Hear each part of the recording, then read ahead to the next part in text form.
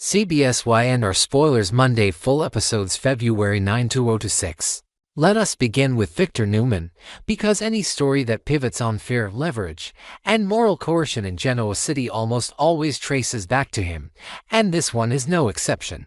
The pressure Victor applies to Kane Ashby is not loud or theatrical. It is calculated, intimate, and terrifying precisely because it targets the one thing Victor knows Kane will never gamble with: his family. By planting the idea that Lily Winters, Maddie Ashby, and Charlie Ashby may be in danger, Victor is not merely manipulating Kane's emotions, he is weaponizing Kane's deepest instinct. Victor presents himself as a paradoxical figure in this moment, claiming that he would never allow harm to come to Lily or the children while simultaneously using the threat of that harm to bend Kane to his will. This contradiction is not a flaw in Victor's logic but its core feature. In Victor's worldview, ends justify means, and protecting family does not preclude terrorizing someone else's family if it brings him closer to reclaiming Newman Enterprises.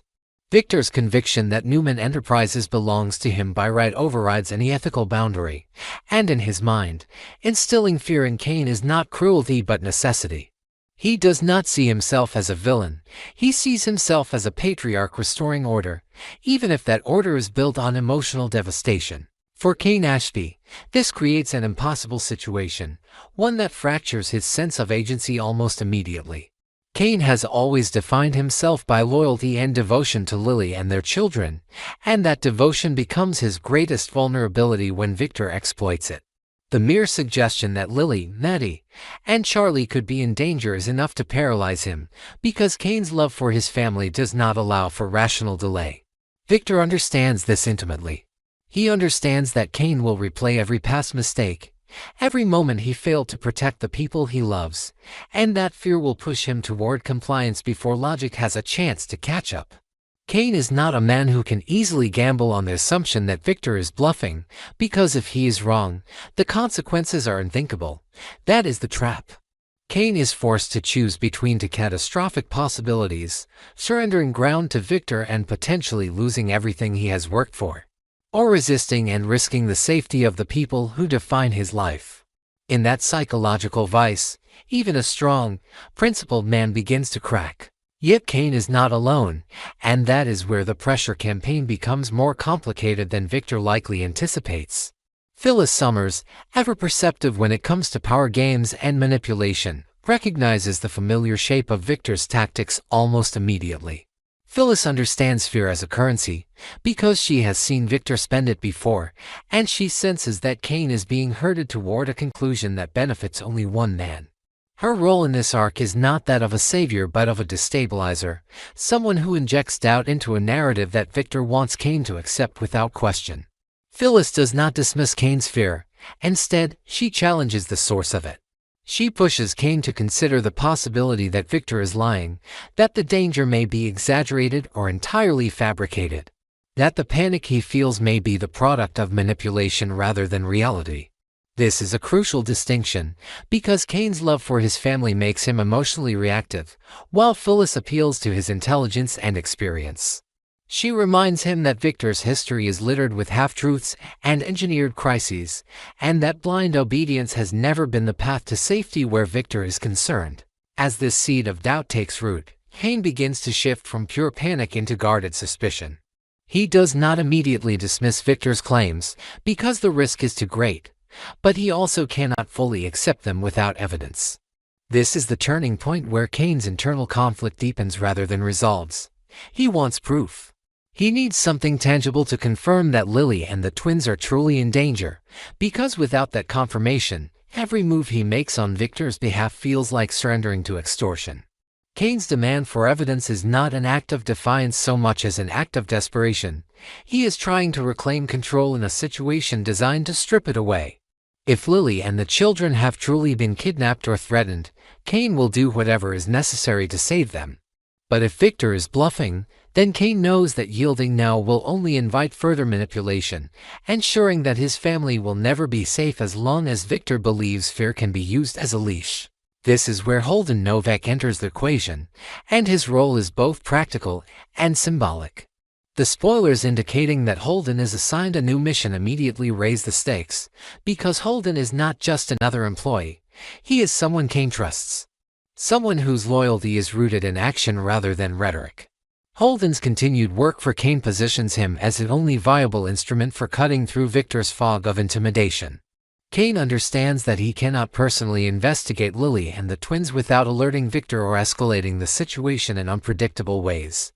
Sending Holden allows Kane to act without fully revealing his hand. It is a quiet counteroffensive, one rooted in verification rather than confrontation. Holden's mission is not about power or revenge, it is about truth. Kane's likely instruction to Holden is brutally simple: find Lily, find Maddie, find Charlie, and determine whether they are in danger. Everything else becomes secondary. The emotional weight of this request cannot be overstated. By assigning Holden this task, Kane is implicitly acknowledging that he cannot rely on Victor's word, no matter how convincingly it is delivered.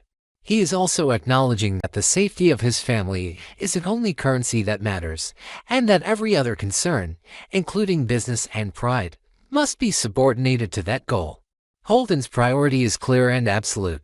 Kane does not need speculation or reassurance, he needs confirmation. Are Lily and the children safe, or are they truly being held hostage by circumstances Kane cannot see? Holden's investigation becomes the linchpin of the entire storyline, because its outcome will determine whether Kane submits to Victor's demands or finally pushes back. From a broader narrative perspective, this setup aligns perfectly with the DNA of the young and the restless, which thrives on power struggles that are deeply personal rather than purely corporate. Victor's obsession with reclaiming Newman Enterprises is never just about business, it is about identity, legacy, and control. By tying that obsession to the perceived safety of Lily and the twins, Victor transforms a boardroom battle into a moral crisis. Kane, meanwhile, is forced into a role he has often occupied in Genoa City, the man caught between titans, trying to protect his family while navigating forces far larger than himself. What makes this iteration of that role more harrowing is the sense that Kane is being asked to sacrifice his integrity in exchange for peace. A bargain that history suggests will never truly be honored. As Holden moves forward with his mission, tension builds not only around what he will find, but around what Kane will do while he waits. Waiting is agony for someone like Kane, because every moment feels like a gamble with his family's safety. Victor's pressure will not ease during this period. If anything, it will intensify as Victor senses Kane wavering. Victor may frame his urgency as concern, reminding Kane that time is precious, that hesitation could be dangerous.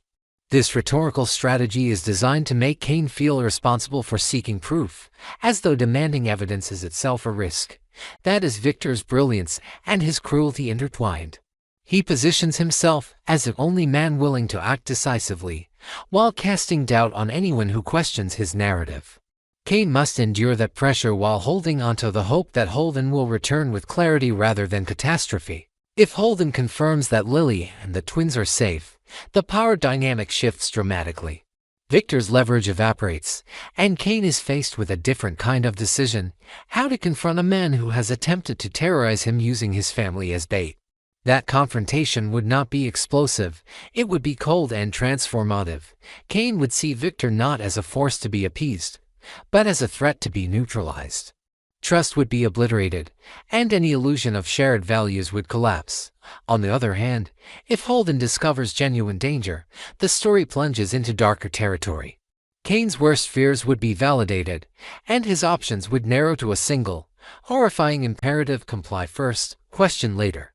In that scenario, Victor becomes both savior and tormentor, the man who claims to protect Lily and the children while orchestrating the circumstances that place them at risk. Either outcome reshapes Kane irrevocably. This is not a storyline that ends with a simple win or loss. It is a crucible that tests Kane's identity as a husband, a father, and a man who has spent years trying to balance ambition with conscience. Phyllis's influence, Holden's mission, and Victor's relentless pressure converge into a moment where Kane must decide what kind of person he is willing to become under threat. The tragedy, and the brilliance, of this arc is that there is no path that leaves Kane untouched. Even if Lily and the twins are found safe, Kane will never forget how close he came to being controlled through fear. Even if he resists Victor successfully, the knowledge that such manipulation was attempted will linger like a scar, and if he fails, if he bends, that knowledge will haunt him even more deeply. In the end, this storyline is less about whether Victor succeeds in reclaiming Newman Enterprises and more about the cost of the attempt. It asks whether power gained through terror can ever truly be secure, and whether love, when exploited, becomes a weapon rather than a refuge. As Holden sets out to uncover the truth and Kane waits in a state of suspended dread. Genoa City once again becomes a chessboard where every move is personal and every mistake exacts a devastating price. The only certainty is that once the truth about Lily and the twins is revealed, nothing between Victor and Kane will ever return to what it was before, because some lines, once crossed, cannot be erased, only remembered. Holden Novak does not accept the job lightly, because by the time Kane Ashby entrusts him with the task of verifying Lily Winter's safety and the whereabouts of Maddie and Charlie, Holden already understands that this is no longer a simple fact-finding mission but the opening move in a much larger and far more dangerous game. Victor Newman's shadow looms over every detail, and Holden knows from experience that when Victor applies pressure indirectly, it usually means there is something hidden just beyond reach. Something designed to remain invisible until it is too late. That is why Holden's first instinct is not to follow obvious leads or chase surface-level reassurances, but to dig into the kind of information Victor never leaves exposed: hidden properties, offshore assets, private islands, contingency locations that exist precisely so Victor can move people and resources without leaving fingerprints. Holden realizes that if Lily and the twins are truly in danger, or if Victor once came to believe they are, then the truth may be buried in one of these secret holdings. Places that do not appear on any public ledger but have served as Newman escape hatches for decades. This line of inquiry leads Holden directly to Claire Grace Newman, because Claire occupies a uniquely uncomfortable position within the Newman orbit. She has access to fragments of Victor's world that others never see, not necessarily because Victor trusts her completely, but because he underestimates how much she observes, how carefully she listens, and how well she understands the difference between what Victor says and what he actually prepares for. Holden approaches Claire not as an interrogator, but as someone who understands that information inside the Newman family is always transactional. Claire does not give away knowledge for free, especially knowledge that could expose Victor's hidden infrastructure. She listens to Holden's questions about secret islands, shell properties, and unregistered safe havens with measured calm, and while she does not immediately deny that such places exist, she makes it clear that help will come at a cost. Claire's price is not money or protection, but truth, specifically truth about Audra Charles, whose name has become a quiet but persistent point of tension in recent weeks. Claire's demand places Holden in a precarious position, because Audra is not merely a colleague or casual acquaintance. She is someone whose ambition, temper, and sense of betrayal make her dangerous when crossed.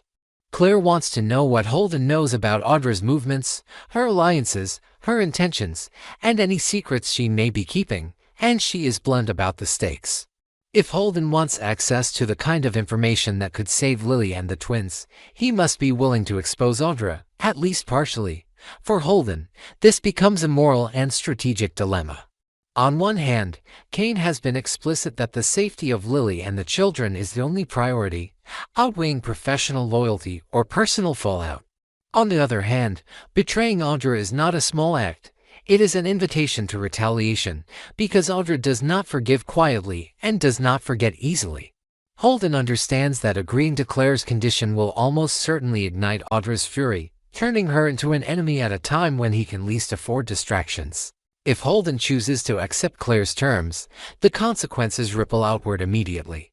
Claire provides him with critical insights into Victor's hidden network, confirming that Victor does, in fact, maintain assets that exist entirely off the books, including locations designed to disappear people temporarily under the guise of security. Whether Lily and the twins are actually being held in such a place or whether Victor merely wants Kane to believe that possibility exists remains unclear, but the information itself is invaluable. It gives Holden a framework, a map of where to look and what questions to ask next. At the same time, the moment Audra learns that Holden has spoken about her, especially to someone inside the Newman family, Her reaction is explosive. Audra's anger is not just emotional, it is strategic. She will not confront Holden immediately or loudly, because Audra prefers revenge that unfolds slowly, in ways that leave her target isolated and scrambling. Holden becomes aware, almost instantly, that he is being watched more closely, that alliances he assumed were stable may no longer be so, and that every move he makes could be quietly undermined. Audra's thirst for revenge adds another volatile layer to an already unstable situation. Holden now has to navigate Victor's labyrinthine schemes, Kane's mounting desperation, Claire's conditional loyalty, and Audra's brewing retaliation all at once. This is the kind of pressure that fractures lesser operatives, and Holden knows that one misstep could not only cost him his career but endanger the very people he is trying to protect. Yet he continues, because backing out now would mean leaving Kane at Victor's mercy, and that as a result Holden cannot accept. The irony is that Victor likely anticipates this kind of collateral damage. He thrives on situations where fear spreads outward, forcing everyone involved to compromise themselves in some way. Holden's conflict with Audra, sparked indirectly by Victor's manipulation, becomes another example of how Victor's power corrodes relationships even when he is not physically present. While Holden's investigation unfolds in the shadows, other power struggles erupt in the open, particularly within the Abbott family. Jack Abbott and Carl Abbott find themselves locked in a high-stakes contest of influence and authority, one that goes beyond personal rivalry and strikes at the heart of Abbott's survival. The company has already suffered from strategic pauses and temporary shutdowns, moves that were intended to stabilize operations but instead exposed vulnerabilities. Profits have suffered, confidence has wavered, and competitors have circled like predators. Jack, ever the long-term thinker, recognizes that traditional business warfare is no longer sufficient, because Victor has escalated the conflict by introducing artificial intelligence as a weapon. Using advanced algorithms and predictive systems to undermine Abbott from angles Jack never had to defend against before. This is not simply a hostile takeover attempt, it is an intellectual siege, one designed to outpace human decision-making and render experience obsolete.